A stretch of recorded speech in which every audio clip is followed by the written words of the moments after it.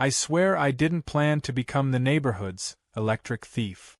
One sunny Saturday morning, as I was trimming my hedges and listening to a podcast, Karen from 3 houses down came storming across my lawn, holding her phone like it was a court summons. Her voice hit a pitch that could crack ceramic birds off a porch rail. "You're stealing power from the HOA," she shouted before I even paused my hedge trimmer. The moment froze, surreal and absurd.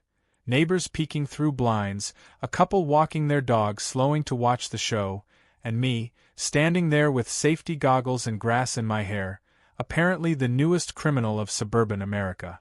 I had no clue what she was talking about until she pointed dramatically at the small gray box on the side of my house, my personal power junction for my solar setup. "That's community property," she barked. "You can't just hog electricity for yourself. It belongs to all of us." I almost choked on my water from laughing, but she was dead serious, eyes blazing with entitlement. That was the moment I realized I was dealing with the kind of HOA Karen who could turn a birdbath into a federal dispute. I calmly explained that the box she was accusing me of stealing from was connected to my own solar panels, my own inverter, and my own money. She scoffed like I'd just told her the moon was made of cheese. "That's not how community power works," she said with an authority that didn't exist in any manual known to humankind. Apparently, in Karen's universe, anything within eyesight of the street automatically belonged to the HOA collective.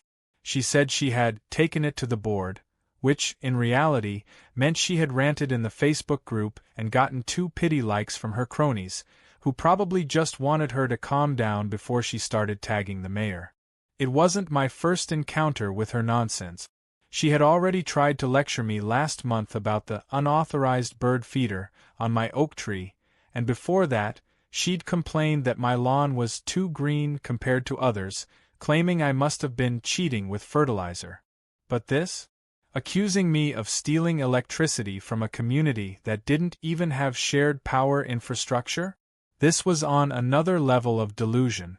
I tried to brush it off and return to my yard work, but Karen wasn't finished. She said she'd be filing a formal complaint with the HOA.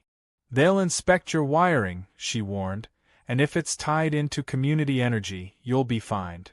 I nodded and smiled, pretending to take her seriously, but inside I was already wondering how long it would take before she embarrassed herself in front of everyone. That evening, I got an HOA notice shoved into my mailbox, handwritten in Karen's neat but furious script.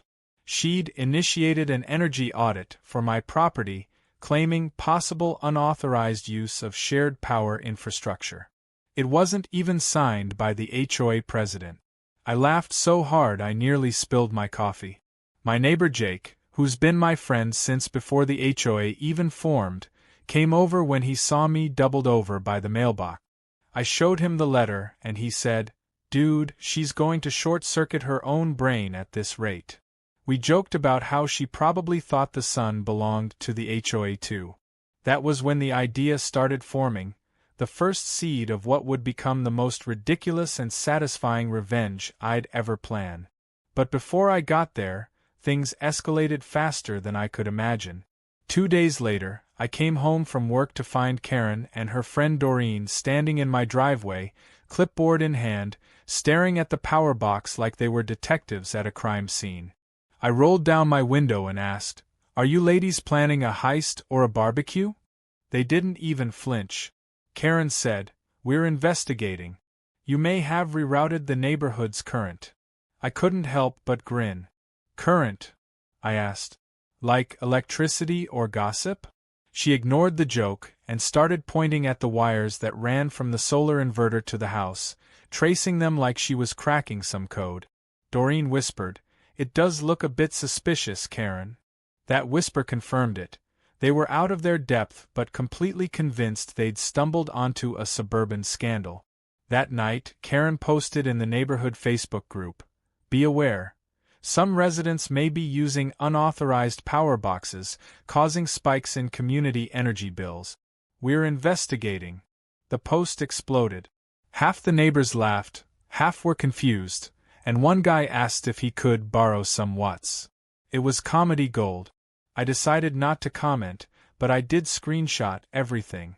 I knew Karen's ego wouldn't let her back down, and sure enough, the next morning, there was a bright orange sticky note taped to my box that said, "Pending HOA review, do not tamper." She'd actually made her own version of a city warning label. I thought about letting her keep digging her own hole, but my mischievous side got the better of me. If she wanted a community energy box, maybe I could give her one. I went to the hardware store the next weekend and bought an old metal cabinet, some PVC tubing, and a motion-activated sprinkler valve. I spray-painted the cabinet gray and stenciled "Community Energy" in bold letters across the front. Jake helped me wire the inside, not for electricity, but for pressurized water connected to my garden hose and colored dye. The moment anyone opened the door, it would blast them with bright blue water. It wasn't dangerous, just enough to give someone a good shock, and leave them looking like a smurf. We laughed like idiots while setting it up, hiding a small camera to capture the eventual chaos. Meanwhile, Karen kept doubling down. She started telling people that she'd consulted with an electrician, which probably meant she watched a YouTube video, and that my setup was non-compliant. She cornered the HOA president, Tom, at a community barbecue and demanded he take action. Tom, bless him, is the most conflict-averse man alive.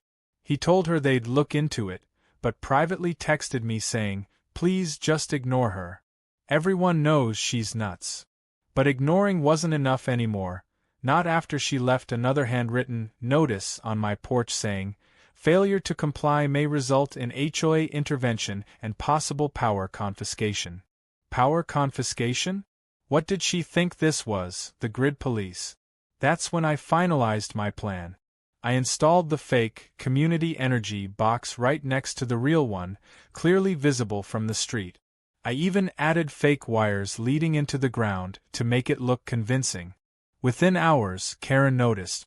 From my window, I watched her stop mid-walk, squint at the new box, and tilt her head like a confused cat. She took out her phone and started snapping pictures, pacing back and forth like she'd just uncovered state secret. That night, she couldn't resist. Around 10 p.m., my motion camera caught her sneaking across my lawn with a flashlight, muttering to herself. She leaned in, examined the box, and slowly reached for the handle. The instant she pulled it open, the water cannon erupted, soaking her in bright blue spray that glowed under her flashlight beam. Her scream echoed through the cul-de-sac, half fury, half disbelief. I was laughing so hard I couldn't breathe. Jake texted me, "Did it work?" I sent him the still frame of Karen frozen mid-spray, mouth open, drenched like she'd fought a smurf storm. Within minutes, porch lights up and down the street flicked on as people peeked out to see what was happening. Karen stumbled back, dripping and furious, and shouted into the night, "This isn't over!" before stomping away, leaving blue footprints all the way home. It was the most glorious HOA moment I'd ever witnessed, and the best part was, this was just the beginning. By the next morning the whole neighborhood was buzzing, and not because of electricity. Someone had already posted Karen's blue-stained meltdown video on the local community group, though no one claimed responsibility for recording it.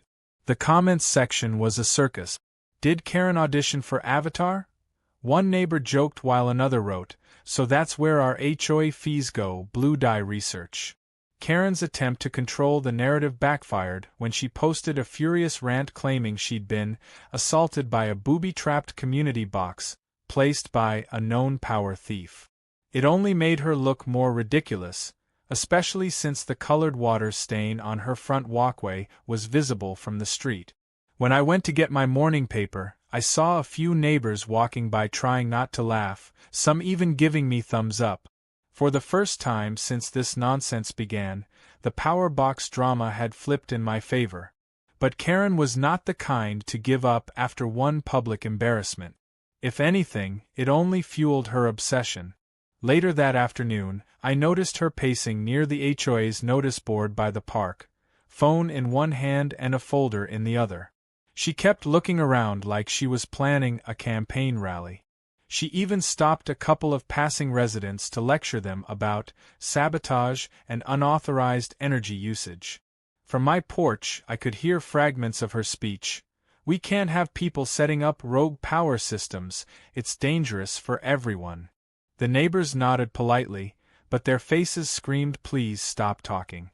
By evening, a new notice appeared on the board, handwritten again, clearly by Karen, announcing a special HOA inspection to investigate improper power routing and unsafe electrical modifications.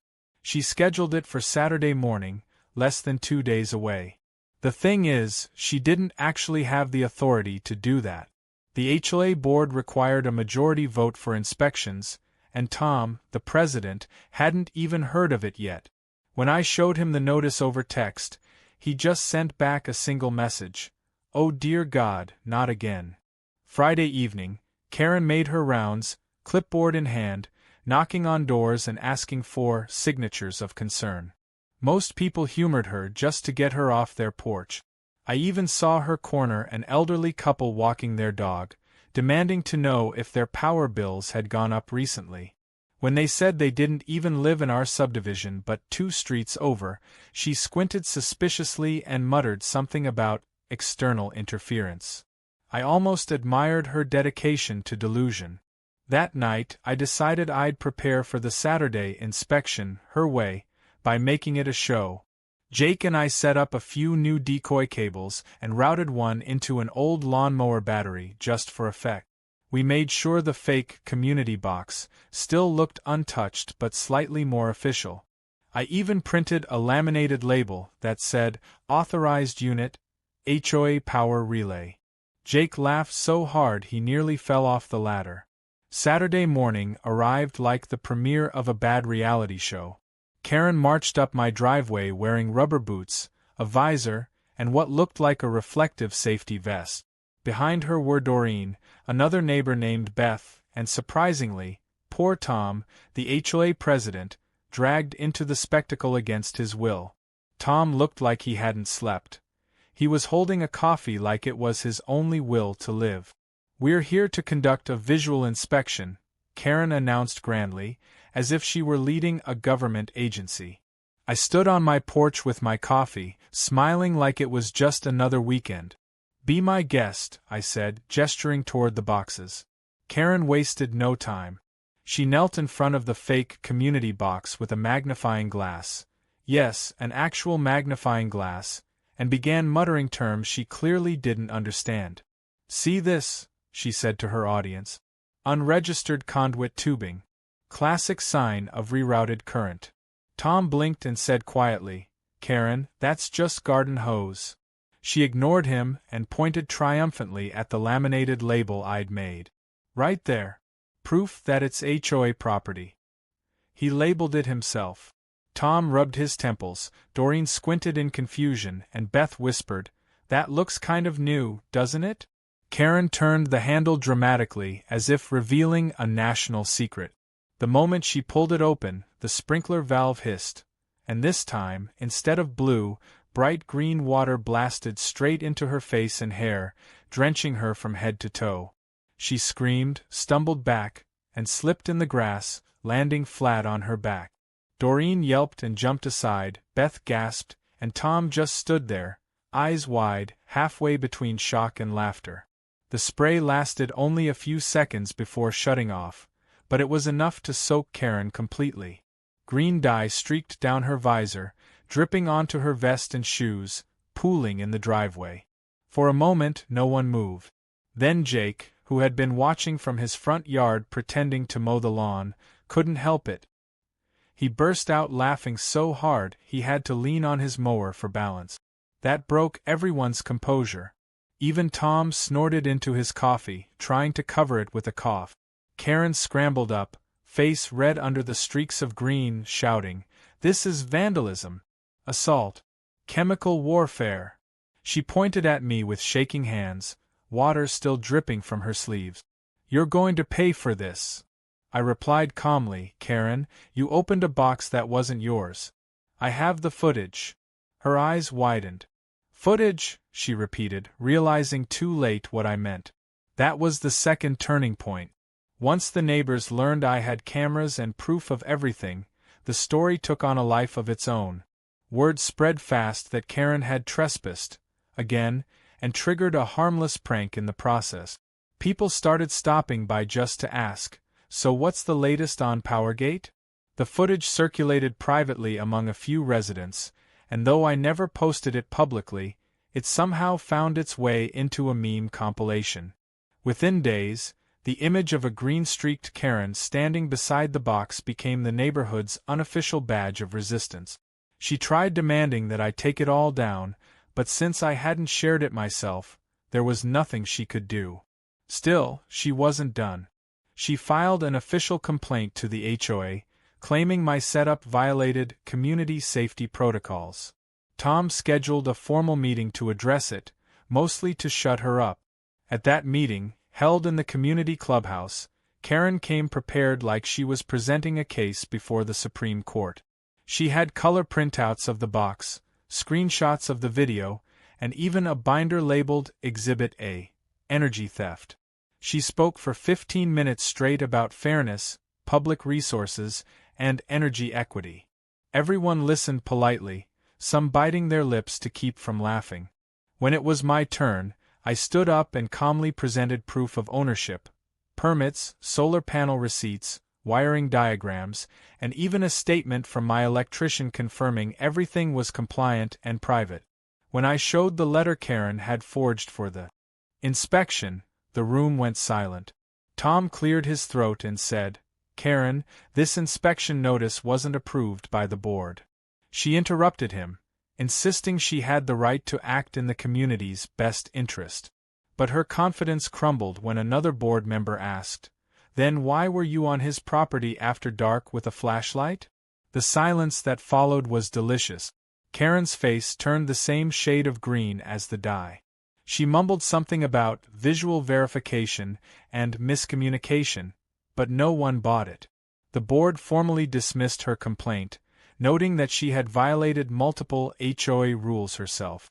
When Tom announced it, the quiet chuckles turned into open laughter. Karen stormed out, muttering about corruption and favoritism, but the damage was done. Over the next few days, things started to settle, though not for her. Every time she walked her dog, people gave her knowing smiles. Someone even decorated the HOA board with a little paper lightning bolt that said Community Energy Hero. The tension had flipped completely. Karen had become the running joke of the subdivision. But instead of learning her lesson, she grew more unpredictable.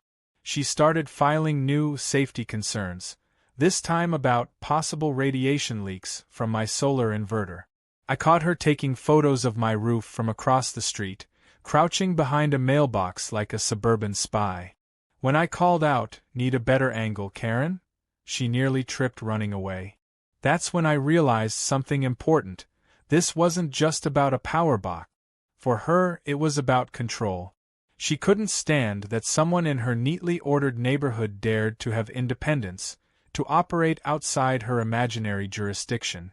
It wasn't the electricity she wanted, it was authority. And the more I denied her that, the more desperate she became to reassert it. What she didn't know, however, was that I was already 2 steps ahead. Because if she thought the green water was humiliating, she had no idea what was coming next. The next phase would be subtle, clever, and completely impossible for her to spin in her favor. It was time to let her think she'd regained the upper hand, just long enough for her to destroy her own credibility for good. After the HOA meeting fiasco, most people assumed the power box saga was over, but I knew better. Karen wasn't the kind of person to surrender gracefully. She was the type who retreated just long enough to reload. For a few days, she went strangely quiet, which was almost more alarming than her usual yelling. I would catch glimpses of her from my window pacing her driveway while talking on the phone, gesturing wildly, sometimes pointing toward my house like she was plotting a counterattack. The neighborhood gossip mill hinted that she was consulting an expert. I doubted any real expert would waste time indulging her theories, but I also knew Karen had a knack for finding equally dramatic allies. Sure enough, the following Thursday, a white van rolled up in front of her house with the words, Home Efficiency Consultants, printed on the side. Out stepped a man in an oversized reflective jacket, clipboard in hand. Karen greeted him like she'd just summoned a federal investigator. From the way she kept nodding and pointing across the street, it was obvious who the target was. I watched the whole scene from behind my curtain, sipping coffee, trying not to laugh as the poor guy squinted at her wildly exaggerated gestures toward my power setup. Later that day, the so-called consultant walked over to my property line, looking sheepish. He knocked on my fence gate and introduced himself, saying he'd been asked to inspect a potential community electrical connection issue. I smiled politely and asked if he was with the HOA. He hesitated before admitting he'd just been hired privately by a concerned resident. I pointed to my camera above the porch and said, "You're welcome to look, but only from the sidewalk. This is private property." He seemed relieved and nodded, clearly realizing he'd been dragged into some neighborhood drama he didn't sign up for. He took a few photos from a distance, mumbled something about everything looks standard, and left. Karen, of course, followed him back across the street, demanding to see the photos. When he refused, she stomped her foot like a toddler, shouting that he was part of the cover-up. The man got into his van and drove off without another word. I almost felt bad for him. Almost. By evening, Karen was back online. A new post appeared in the community group. It's confirmed. There may be unauthorized electrical modifications in our neighborhood. Further investigation pending. She didn't mention the consultant's real conclusion, obviously, because it didn't fit her narrative. But her post reignited curiosity, and a few gullible residents started asking questions again. Some people even joked about organizing a power audit party, bringing flashlights and lawn chairs. I decided to stay calm and let her tire herself out, but Jake thought differently. He said, "You've got to finish this. She won't stop until she embarrasses herself beyond repair." That got me thinking, what if I could set things up so that her own determination dug the hole deeper? Instead of reacting, I'd lure her further in. The next day, I made a few upgrades to the fake community box. I replaced the spray dye system with a simple motion-activated confetti blower I rigged using a leaf blower and shredded paper. It wasn't destructive, just absurd enough to make anyone look ridiculous. Then I printed new fake paperwork and taped it inside a plastic folder attached to the box, labeled Community Power Calibration Logs. Inside the folder, I included random scribbles, fake data charts, and my favorite touch, a fake signature line that read, "Approved by HOA Technical Division." I made sure the handwriting looked professional enough to fool anyone desperate to believe in it. The bait was set. That weekend, I saw Karen walking her dog near my driveway, slowing down every few steps to glance at the box. I had left the porch light dimmed just enough that she could see the folder glowing faintly through the plastic. Her curiosity was practically vibrating in the air. Later that night, around 11, the motion camera caught her sneaking across the lawn again. She was wearing dark clothes this time, and she'd even brought gloves. She crouched in front of the fake box, flashlight clutched in one hand, and began tugging at the folder.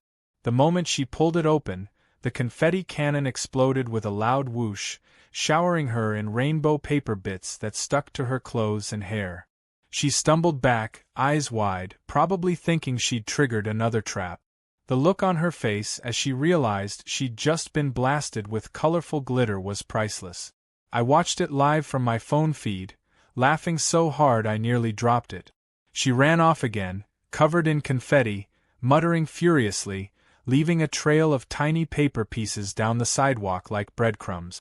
The next morning, evidence of her nocturnal visit was everywhere. Little bits of blue, pink, and yellow littered across her front lawn. Jake sent me a photo captioned, "Karen's having a parade?" It was all too perfect. But Karen's humiliation didn't end there. A few kids from the neighborhood noticed the paper trail and followed it to her porch, where they found pieces of confetti stuck in her doormat. They started joking that she'd been to a secret party and hadn't invited anyone. By the afternoon, her driveway looked like a crime scene of glitter. She spent hours outside with a broom, trying to clean it up while pretending nothing had happened. Still, she couldn't resist confronting me again. Around noon, she marched across the street, holding one of the fake calibration sheets she must have grabbed before the confetti hit. "I found your forged documents," she declared. "You've been falsifying HOA records." I leaned on my porch railing and said, "Those aren't HOA documents, Karen. They're my notes." She waved the paper like a flag of righteousness. "They say approved by the HOA Technical Division," she snapped. I smiled and replied, "Karen, we don't even have a technical division." The silence that followed was golden. She looked at the paper again, realizing too late how absurd it was, then muttered something about further proof of tampering before storming off. Jake, who had been pretending to wash his car, burst out laughing loud enough for half the street to hear. By that evening, Karen had spiraled again. She posted another long rant online, this time claiming she had physical proof of a falsified community energy document and was escalating the matter to local authorities. The responses were merciless. One person commented, "Is the local authority the Easter Bunny?" Another asked, "Should we expect another water show?" But among the jokes, there was also exhaustion. People were tired of her constant drama. Tom finally stepped in with a calm message reminding everyone that unauthorized investigations were not permitted and that residents should refrain from creating disturbances. It was the HOA equivalent of saying, "Karen, stop being Karen." The next morning, she upped the ante again. I woke up to find orange cones placed around my driveway, along with a handwritten sign that read, "Under HOA review, Energy Safety Zone." I couldn't believe it. She had actually cordoned off part of my property like it was a construction site. I took photos immediately, sent them to Tom, and within an hour he showed up in person, looking weary but determined. "Karen," he said when she came out to argue, "you can't do this. This is private property." She insisted she was ensuring community safety. He sighed and told her if she didn't remove the cones, he'd have to issue her a formal HOA violation notice. That shut her up fast. She reluctantly dragged the cones away, glaring at me the whole time. As she left, she hissed, "You think you're clever, but this isn't over." I smiled and said, "I'm counting on it." What she didn't realize was that her every move was fueling a bigger plan. The confetti prank wasn't just about revenge. It was about setting the stage. Each time she overreacted, more neighbors saw her as unstable, which meant when the final twist came, no one would question my version of events. I even made sure to plant small, harmless details around, fake labels, little notes saying "Property of HOA Energy Reserve," that would keep tempting her back in. She couldn't resist trying to uncover some grand conspiracy that only existed in her head. Every step she took to expose me only made her look more unhinged. By the end of the week, Karen had lost almost all credibility. People stopped replying to her posts, and even Doreen started avoiding her. But I knew she wasn't done. I could see it in the way she watched my house from behind her blinds, plotting her next move. The stage was perfectly set. The neighborhood saw me as the calm, rational neighbor, and her as the self-appointed energy sheriff gone rogue. The next phase of my plan would finally end it all, one last twist so perfect that even she wouldn't be able to spin it her way. It would be public, undeniable, and just embarrassing enough to ensure she thought twice before ever touching another power box again. By the time the next HOA meeting rolled around, the entire neighborhood was buzzing again. Karen's antics had become a kind of background entertainment for everyone, but this time there was tension too. She had been quiet for 3 days straight, and in Karen's world, silence wasn't peace. It was plotting. The calm before her next storm. I had a feeling she was planning something big, and I wasn't wrong. That Friday evening, Tom, the HOA president, sent a message in the community group chat reminding everyone about the monthly meeting scheduled for Sunday. Karen immediately commented under it saying, "I will be bringing evidence of community resource abuse and forgery. All residents should attend." The capital letters alone were enough to make everyone curious. People began tagging each other with popcorn emojis, and someone even replied, "Finally, season finale?" I laughed out loud because, in a way, that's exactly what it felt like, a season finale of suburban madness, and I was about to make sure it ended perfectly. Over that weekend, I prepared what I called my grand finale. I had the footage from all of Karen's previous escapades neatly backed up: the night she got blasted with blue dye, the green water incident during her fake inspection, and the late-night confetti explosion. But I wasn't going to use them as weapons. No, my goal was to let Karen expose herself. All I needed was one last push to make her take the bait. I replaced the folder in the fake community power box with a new set of maintenance documents. These ones were even more absurd than before. They included things like Phase 3, Power Redistribution Trial, Authorized Energy Redistribution Schedule, and a bold fake signature at the bottom reading Energy Control Board Approval Pending. It was complete nonsense, but just plausible enough to inflame her sense of authority. To make it irresistible, I printed a fake email header from energy@community.gov and taped it inside the box. I wanted her to think she'd finally caught me in some deep, neighborhood-level conspiracy. Sure enough, late Saturday night, the motion sensor caught her creeping across the lawn again. This time she was wearing gloves and carrying a small camera around her neck. She looked like a raccoon with a mission. She opened the box slowly, shining her flashlight inside, then gasped when she saw the new papers. She snapped several pictures, carefully pulled one out, and stuffed it into her folder before retreating. I knew exactly what she'd do next: print them, highlight random sections, and wave them around at the meeting like a prosecutor unveiling classified documents. And I was counting on it. Sunday afternoon came, and the HOA clubhouse was packed. Usually, only a handful of residents showed up for these meetings, but tonight was different. The rumor that Karen had real evidence had spread like wildfire, and even people from adjacent streets showed up just to watch.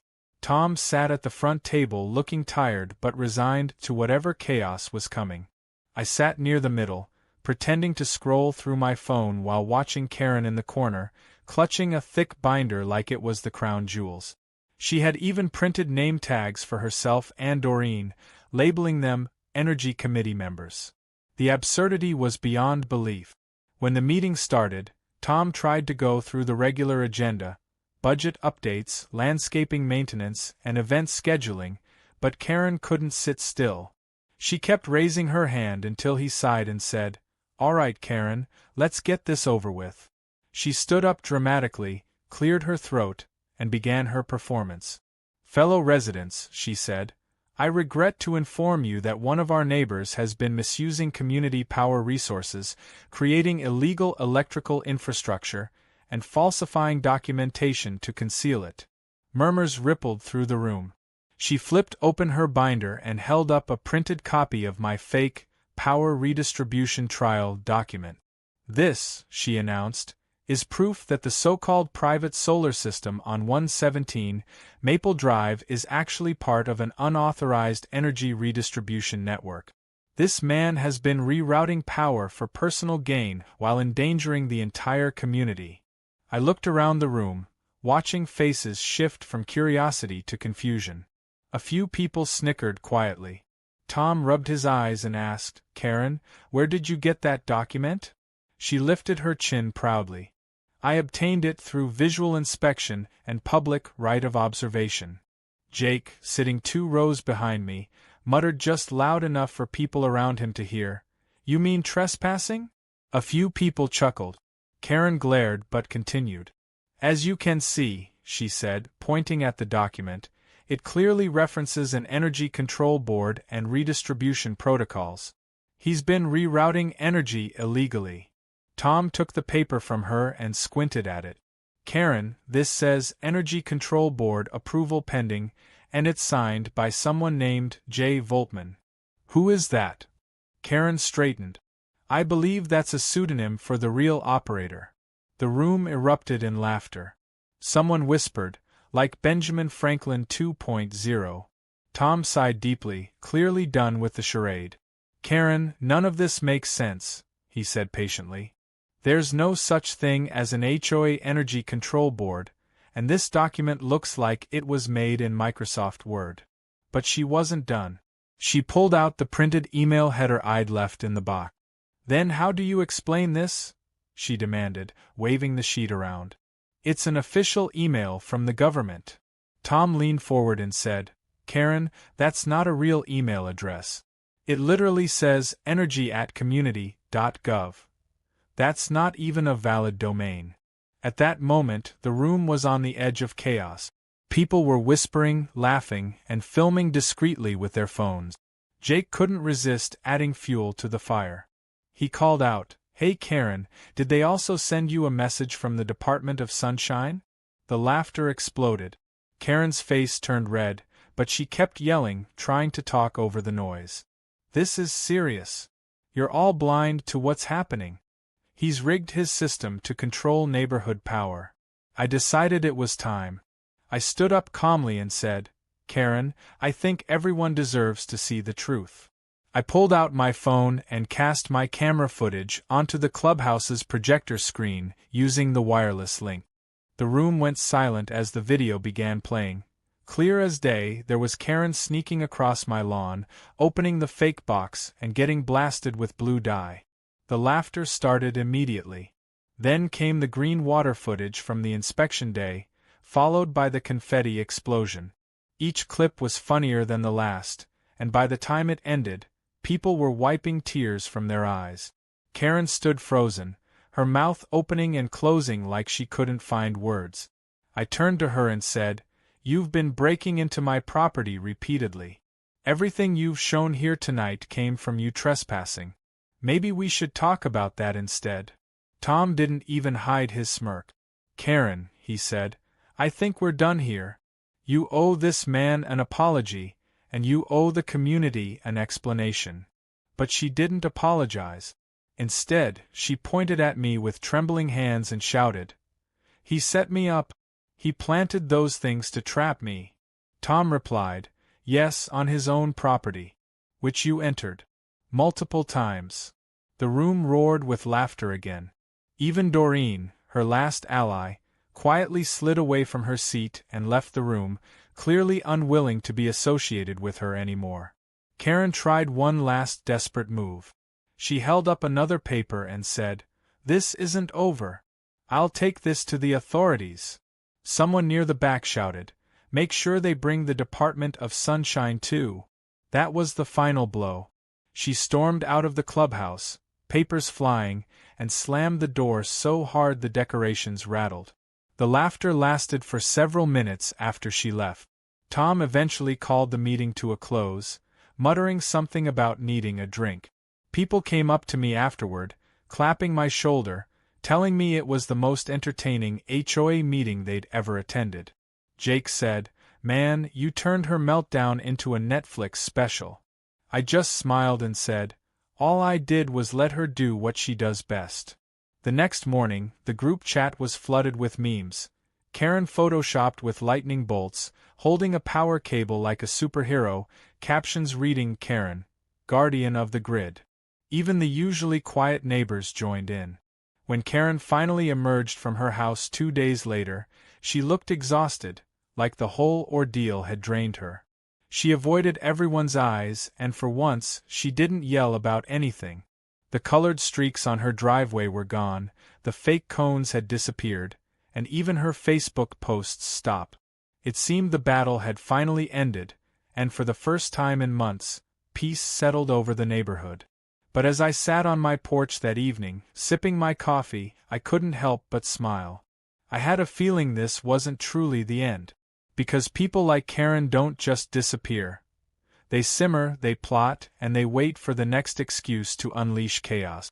I didn't know when or how, but I was sure she'd be back with another crusade. The difference was, next time, I'd be ready long before she ever touched another power box again. For a while after the explosive HOA meeting, the neighborhood fell into an eerie calm, the kind that comes after a storm but before the next one gathers strength. Karen had vanished from public life like a defeated general retreating into her bunker. Her driveway stayed empty, her curtains drawn, and the daily shrieks that once echoed across the cul-de-sac were gone. Most of us thought she had finally learned her lesson, that maybe humiliation had broken her crusading spirit. Even Tom, the weary HOA president, told me over coffee one morning, maybe she'll finally stop policing the air we breathe. I wanted to believe him, but deep down I knew Karen too well. She wasn't the kind of person who could accept being the neighborhood punchline. Pride would drag her back sooner or later, and it wouldn't take long before she tried to reassert her imaginary power. Sure enough, her silence was just a build-up. It started subtly. A week after the meeting, flyers appeared in everyone's mailboxes titled Community Energy Awareness Campaign. They were printed in bold fonts and filled with alarmist claims about unmonitored power installations and possible interference with local grid balance. At the bottom, in smaller print, was the name Energy Safety Volunteer Committee, which of course wasn't a real thing. Everyone knew who was behind it. Tom texted me a photo of one of the flyers with a single line, "She's back." I laughed, but part of me felt a flicker of frustration. I had already exposed her so publicly, yet somehow she had found the nerve to start again. I decided not to confront her right away. Instead, I waited to see just how far she would go this time. Within days, she escalated from flyers to action. She began patrolling the neighborhood again, notebook in hand, jotting down addresses where she believed electrical irregularities might exist. I caught her one afternoon standing across from my driveway, pretending to check her phone while obviously watching me. When our eyes met, she quickly turned and walked away, but the damage was done. The tension was back.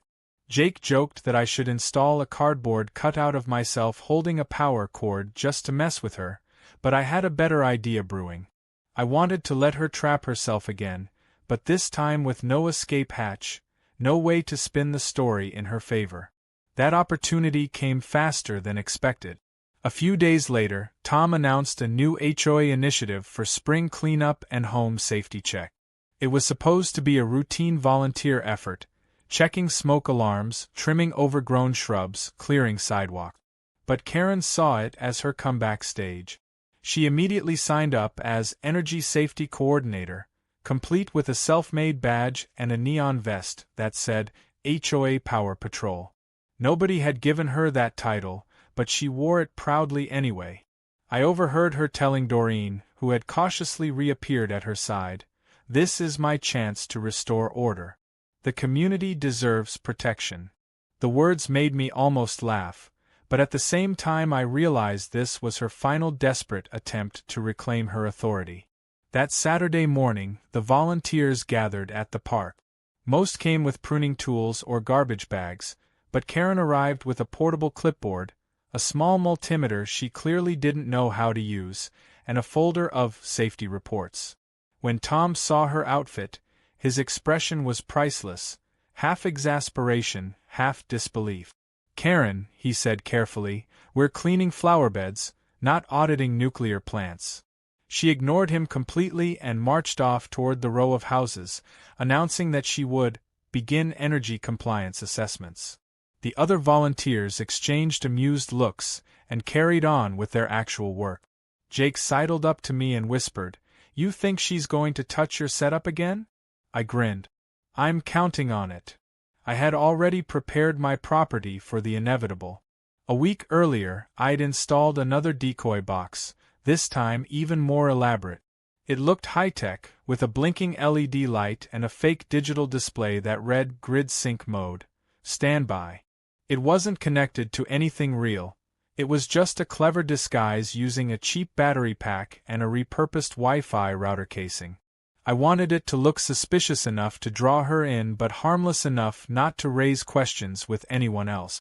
I even left a printed note taped beside it that said, "Authorized maintenance access only." It was bait so perfect that even Karen's overblown sense of restraint wouldn't resist.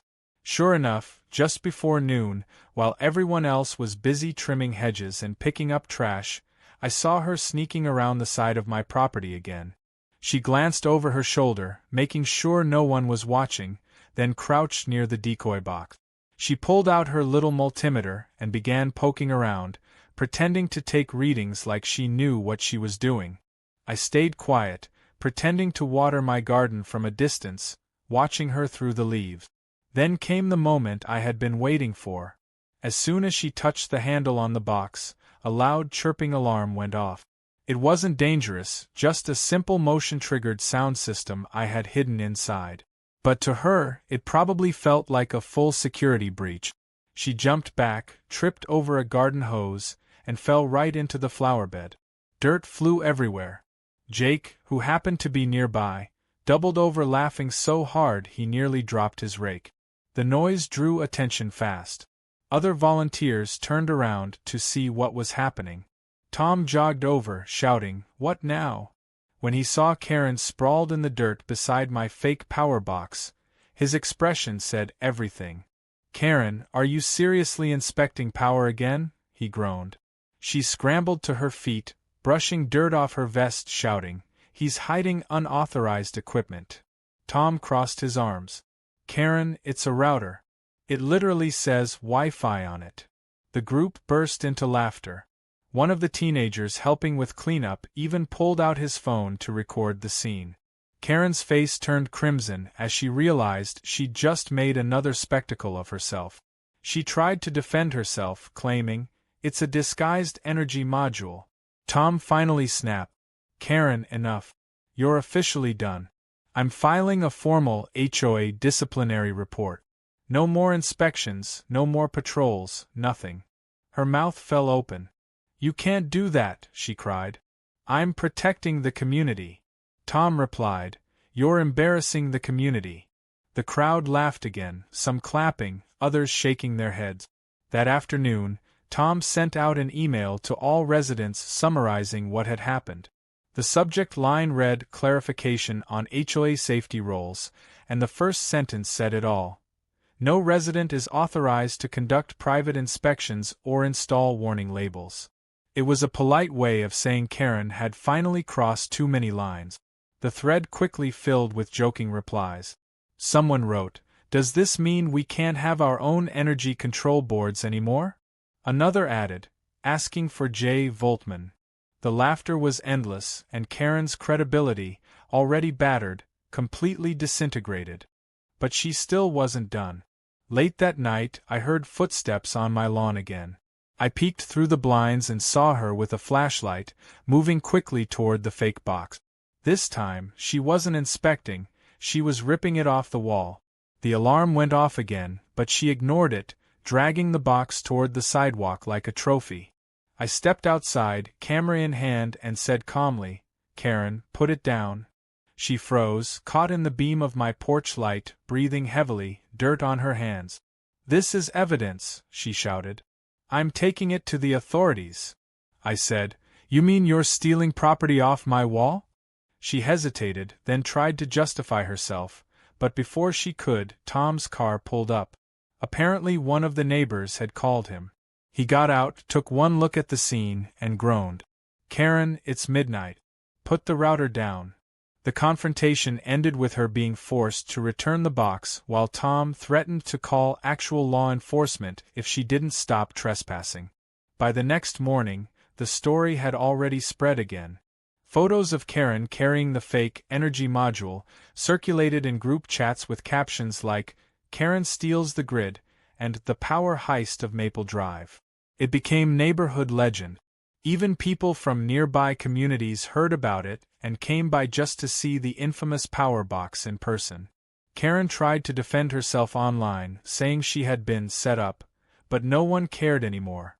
Every comment section devolved into jokes and memes. In the end, the HOA issued her an official written warning for repeated violations, including harassment and trespassing. She was ordered to pay for the damaged flower bed and to stay off my property permanently. For the first time, she actually complied. Her final act was to post a long, dramatic goodbye message on the community page, claiming she was taking a break for her mental health, and that true leaders are never appreciated in their time. That post too became a meme. People screenshotted it, added lightning bolt emojis, and one guy even printed it on a t-shirt for the next neighborhood barbecue. It was over. The battle, the madness, the power struggle, all of it ended with her own hand digging her downfall. When the dust settled, peace finally returned. The HOA meetings were calm again, the Facebook group became boring, and I could enjoy my solar setup without being accused of starting a revolution. Still, whenever I walked past the now empty spot where the fake box used to hang, I couldn't help but grin. It was a reminder that sometimes the best revenge isn't loud or cruel, it's patient, clever, and poetic. Karen had wanted control over everyone's energy, but in the end, she burned herself out completely. And though I knew she might resurface someday with a new obsession, at least for now, the only power she had left was the one flickering dimly inside her own imagination. In the weeks after Karen's final meltdown, the neighborhood slowly settled into a rhythm that felt almost foreign after months of chaos. The quiet was both comforting and strange. The air no longer carried her daily shouts about bylaws or property codes, no more hand-delivered violation notices, no more dramatic Facebook threads turning minor issues into full-blown scandals. For the first time in what felt like forever, I could stand on my porch in peace, coffee in hand, hearing nothing but birds and the occasional lawnmower. Jake joked that it was like the HOA had gone through an exorcism. I had to admit it felt that way.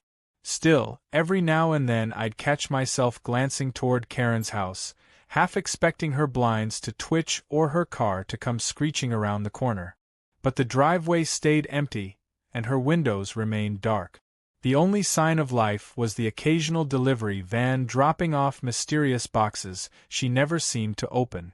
Some neighbors speculated she'd moved away, others said she was just hiding from embarrassment, but I suspected she was still there, licking her wounds, waiting for the next crusade.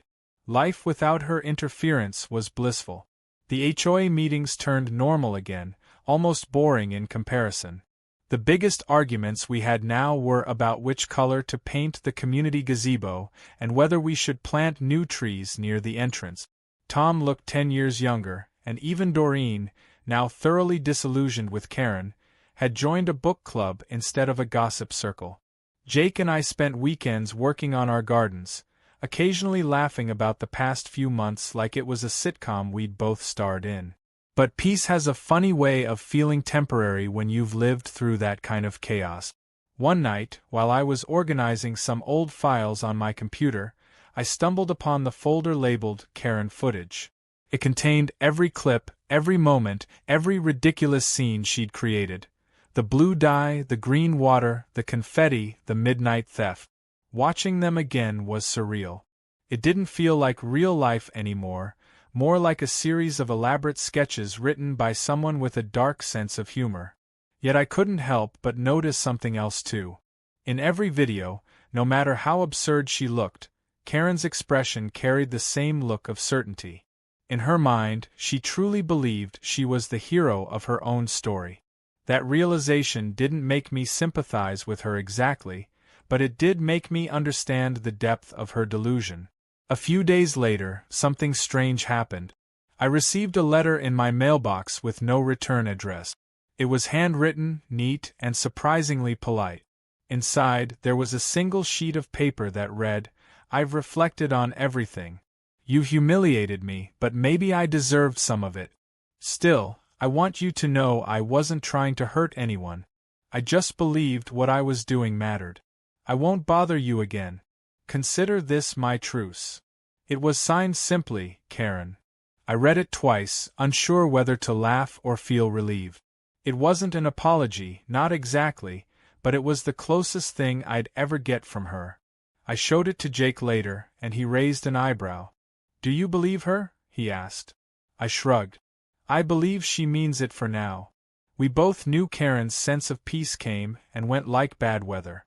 But for the time being, it was nice to think the storm might really be over. Weeks turned into months, and the story of Power Box Karen became neighborhood legend. New residents would hear whispers of it like a local folktale. How one woman tried to seize control of an entire grid and got painted blue, green, and covered in confetti for her efforts. Sometimes, at community barbecues, people would ask me to retell the story, and I'd give them the highlights, always with a smile.